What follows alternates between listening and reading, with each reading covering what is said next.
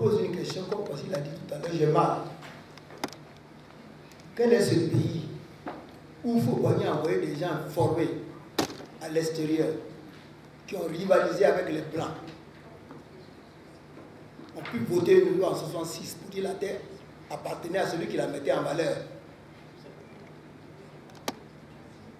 Cette loi, il faut très intelligent, n'a pas voulu la promulguer malgré que les députés à l'unanimité l'ont votée.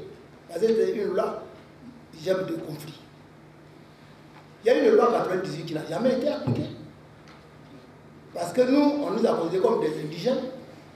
Les députés, ils se promènent, ils font leur loi, et puis ils viennent à l'Assemblée pour imposer la loi de 98, qui est inapplicable. Aujourd'hui, le président Alassane Ouattara est revenu, il est revenu sur les mêmes lois.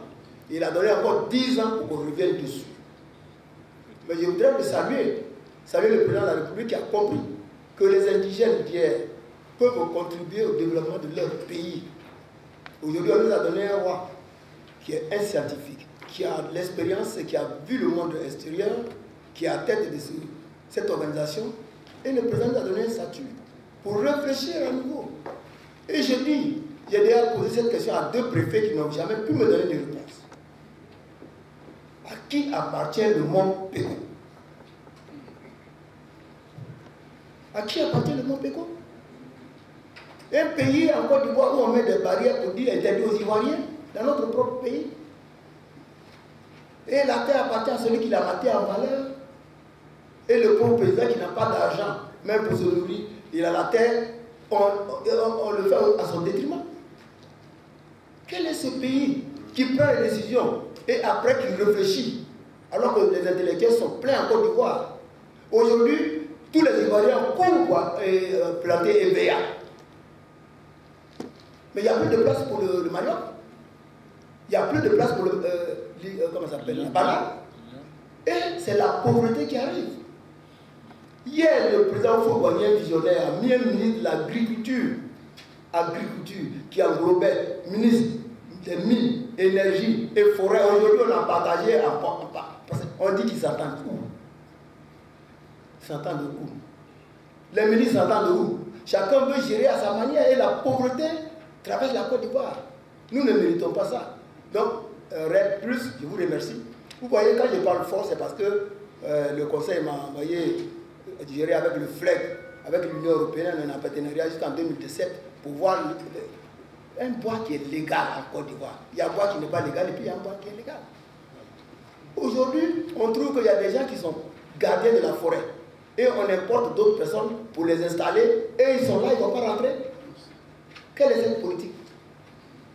Les Ivoiriens ont trop d'expérience pour faire ce genre d'analyse.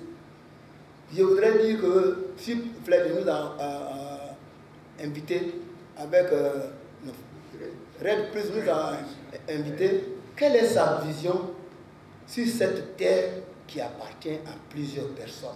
Parce que la loi de 98 est inapplicable. 10 ans, on a repris. Et le pauvre paysan, il a sa parcelle de terre.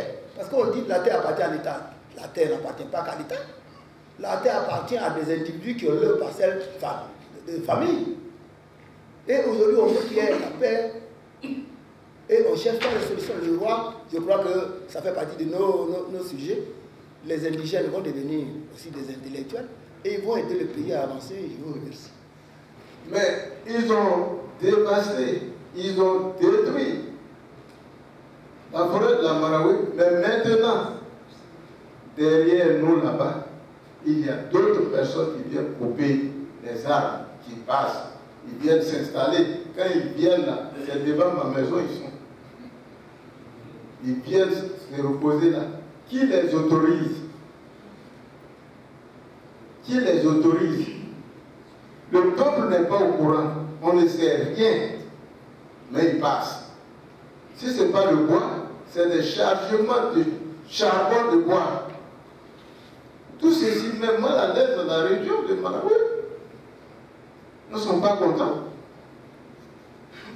Alors, moi je crois qu'aujourd'hui, avec tout ce que nous venons d'entendre, il y a le dernier qui est intervenu, il a dit, bon, nous allons chercher des solutions en disant qu'ils sont dedans, les chasser, ou alors autoriser les autres à faire, ou alors associer les uns les autres.